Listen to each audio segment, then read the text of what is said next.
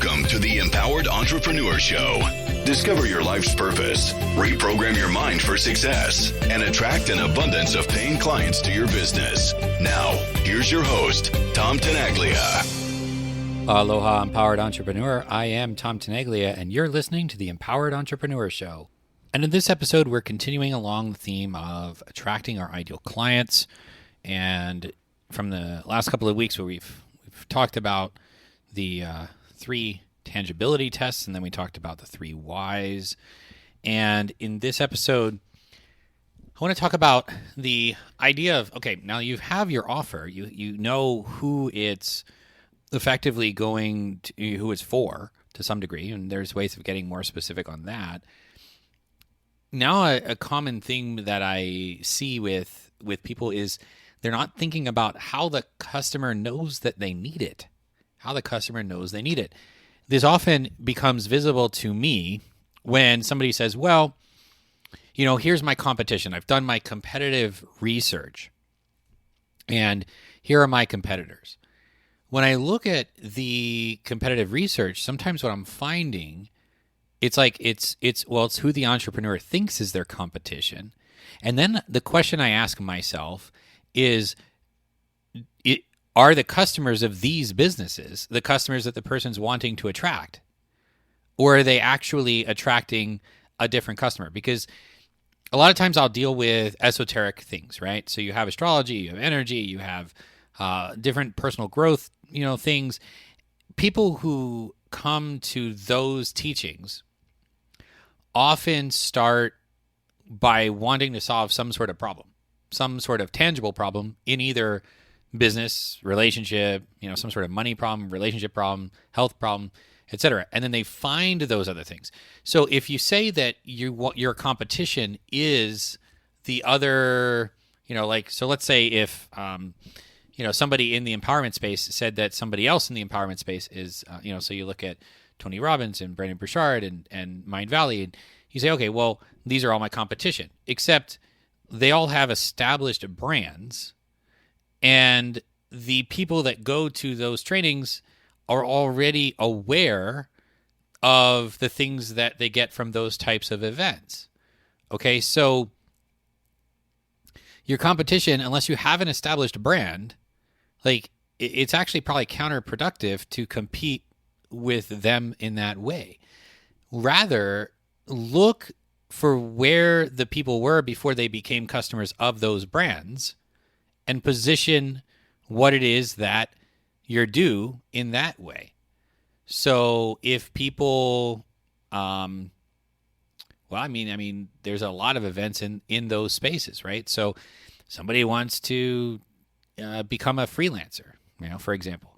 Maybe they realize that, hey, there's this program that I can dive into how to set myself apart as a freelancer, and it leads them down this path of becoming an expert in a certain area, and then that leads them down the path into personal growth. So then you might think, well, how could I position something that's closer to where it is that the person knows that they need it? That's actually going to help you more than you think, because you're not directly then competing with these larger brands. These brands, so what I would do is I ask myself, okay, is that person's customer already there at those brands? They're not your competition unless your customers are already there, right? And even then, they shouldn't be your competition, because you should be able to position yourself uniquely. Even the 3 I mentioned, right? Tony Robbins, Brendon Burchard, Mind Valley, they all position very, very, very differently, right? They're all positioned differently, and even though their customers may actually have a decent amount of overlap. However, the customer overlap, once somebody gets into that space, it's easy for the overlap to occur. But if you want to directly market to those customers, you have to think about what happened before they became customers in that space, because it's such an esoteric space. The question of how they know they need it is what's occurring in their life. What are they experiencing in their life that says they need it? Like, for example, you have, what's something tangible? You have married couples who are going through problems, and inevitably the question of, hey, should we go to marriage therapy comes up, right? Marriage counseling. So something occurs in the marriage that prompts the thought of marriage counseling. People know marriage counseling exists, right? And then there's an event or a situation or a series of things that occurs that leads them to think, hey, wait a minute, is this something that we should do? That's the how they know they need it. Now, marriage counseling could even lead into personal growth, right? Because people could go through marriage counseling and then they realize, well, okay, marriage counseling might be solving a particular problem, and then personal growth is more so how do you grow and evolve and kind of prevent these things from happening in the first place. That's one of the interpretations that you might think of as a marketer. Okay, well, so you see what I mean? There can be that, and then that progression into personal growth from there. So the key, though, is what is it then in that moment that said they need it, right? So you can't just say, okay, well, my customer absolutely needs this product or service without also needing to think about how do they know they need it? What's occurring in their life that indicates they need it? My avatarattraction.com book is basically for that person who's just tired of not finding their person and they want to find their ideal romantic partner. They know they want one person, they want to be with one person, they want to create an incredible relationship.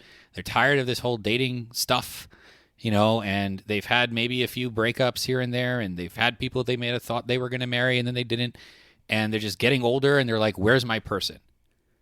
At that time, it's like, hey, you want to find that one person? You want to do it in a way that's pretty much guaranteed to work? Here's a process, right? So it's right there at that point that they know that they need it. Right there at that, stop trying to struggle looking for somebody, or stop going through all the wrong people, so to speak. Because the other side of it is there's just a lot of people that they could date and they just can't seem to find the right person. They still can't seem to find the right person, whether it's a lot of people in their life or no one in their life or a handful of people. It's just they're not able to find the right person. When they know they're ready to find the right person, I get to go, hey, you should read this book.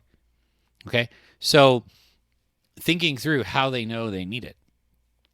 Do not do what I see some marketers do, which is they actually take the thing that the person, they actually use the thing that they say the person doesn't need to actually make the message.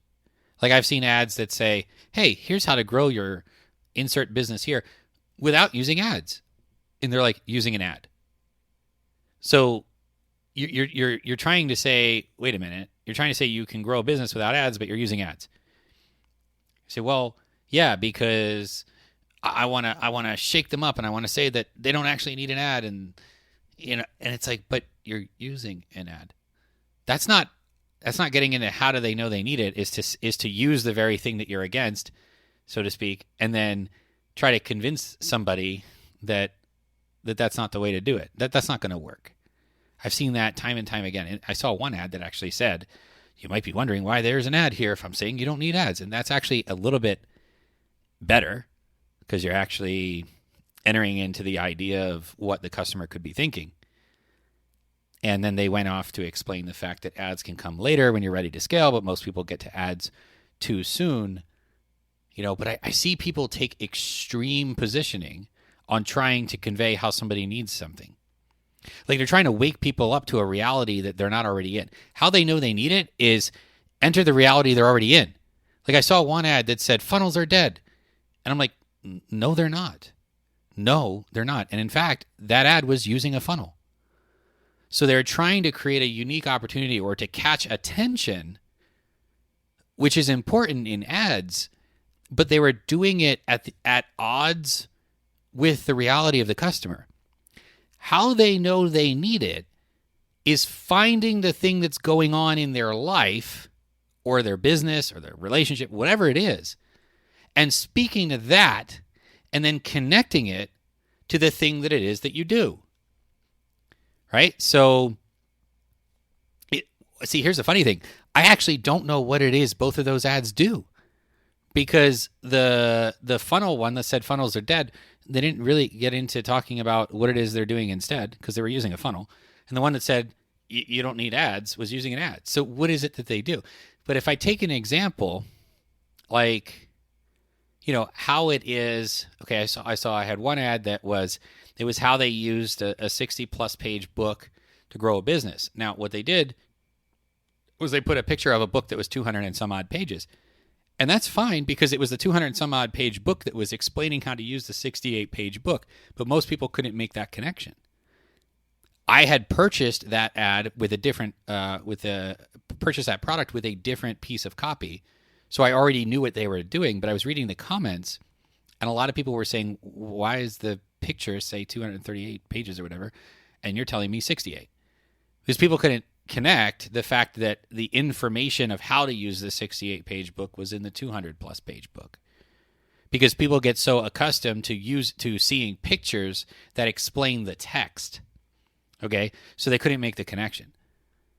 But if you, so that in that example though, right, if you take how they know they need it, well, in that area, it's the idea of generating leads. It's the idea that, not relying on any one social media platform, any one traffic source, any referral source, and actually having a predictable way that you maintain and grow and scale to create leads.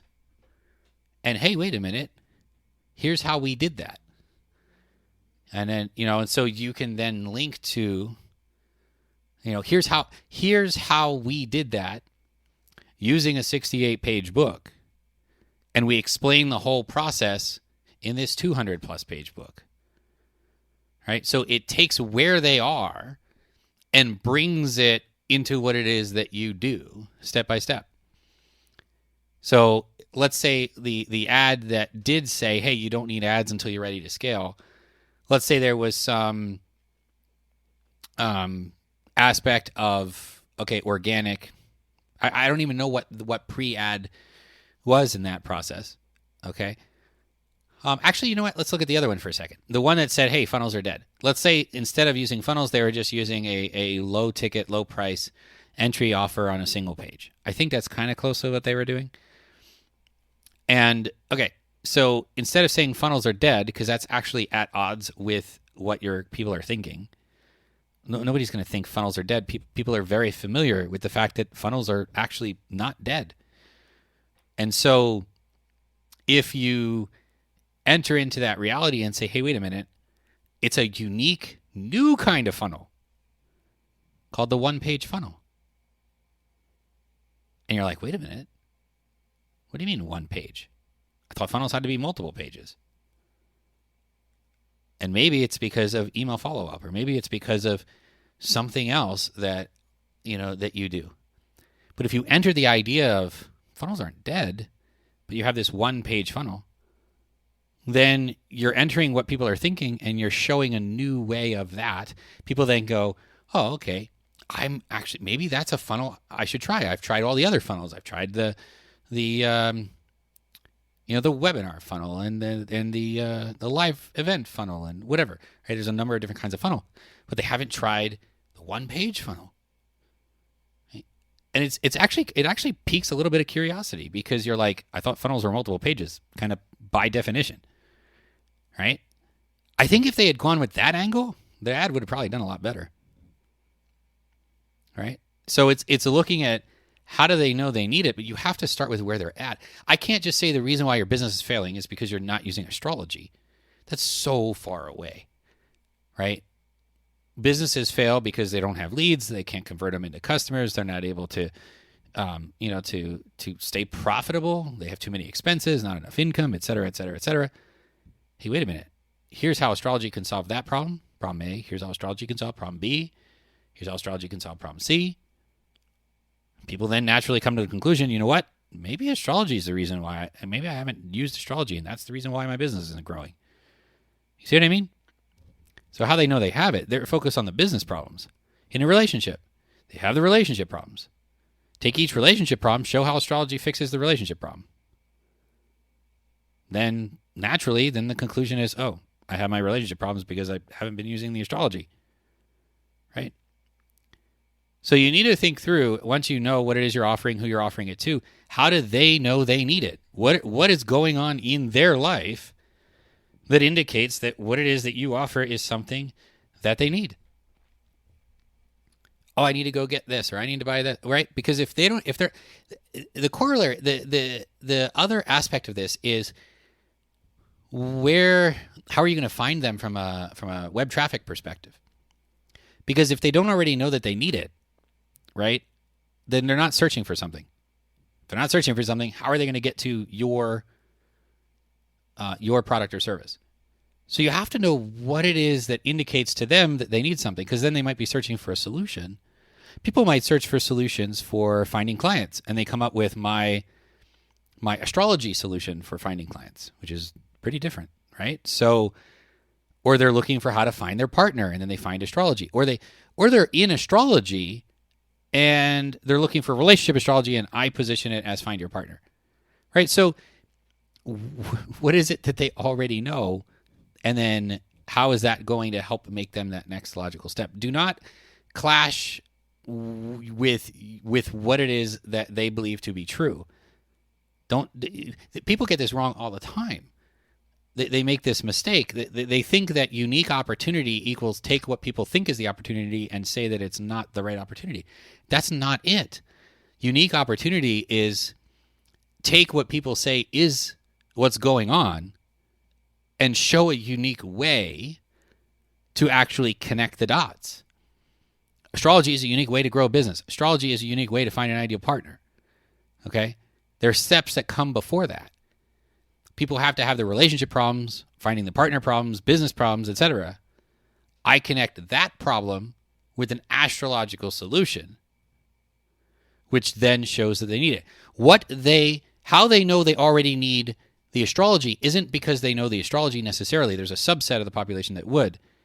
But the vast majority of people know the business problem, or they know the relationship problem, or they know those things, and they're looking for solutions to those things. Then I position the astrology as the unique solution to those things that they're looking for. Then that's how they know they need it. Right? This is subtle, but so important. Okay? So really think about what is true for your prospect, and then what is that series of steps that they take that gets to the reality that is your product or service.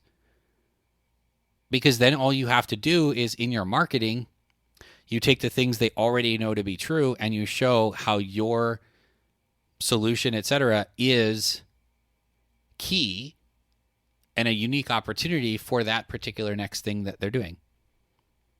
So, for example, if somebody was arguing in a relationship, and they Googled or searched how to stop arguing in a relationship, and I said, well, here's how you actually, if you know how your partner communicates, and you could actually, I could use some marketing lingo and basically be like, if you knew how your partner communicates, you could get your partner to do whatever the heck you want. And here's how to do that. It's using astrology, because in astrology shows how your partner communicates in a way that they don't even know. But if you tap into the power of their astrology, you can communicate the way that they want you to communicate with them, and therefore you can get what you want. It's a bit more of you see what I mean? It connects the dots. Now all of a sudden that person needs astrology because they know it's going to help them communicate with their partner and stop the arguments and have a great relationship. So as you can see, they started by searching for how to stop the arguments in the marriage or in the relationship, right? And then they lean towards finding out, if they could communicate more effectively, then the arguments would stop. And if they could communicate in a way where, the person can get what they want, it's like, that even better maybe, right? Because it's like, hey, I don't want to just communicate. I want to actually communicate effectively. And to that person, communicating effectively is getting what they want. Well, then how do I do that? How do I know how my partner wants to be communicated with? Oh, we could use astrology. We can use astrology because it's going to show exactly even ways that my partner doesn't even know they want to be communicated with. It's going to show me how to communicate with my partner, right? So now all of a sudden you've connected, where it is that they need. They want to stop the arguments to the astrology, right? I can't just say the arguments are because you're not using astrology in your relationship, right? I have to explain, the discussions lead to communication, which leads to you're not communicating the way that your partner actually wants to communicate, which leads to, hey, you could do that if you use astrology. So you see how connecting the dots really makes all the difference in the world here.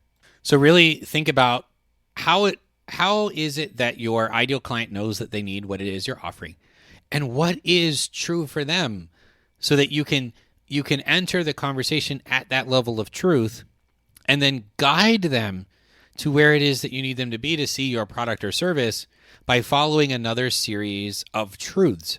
That's the true idea, right, of how they know that they need it. Because where your marketing is going to come from and how you're going to find these people is based on what they're already searching for. It's based on where they're already at and what they're already doing, okay?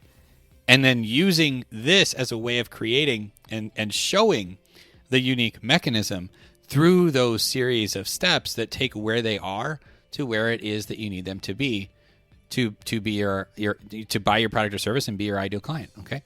So go ahead and put this to use in your business. And with that, aloha, hui ho. I'll talk with you again soon. Take care.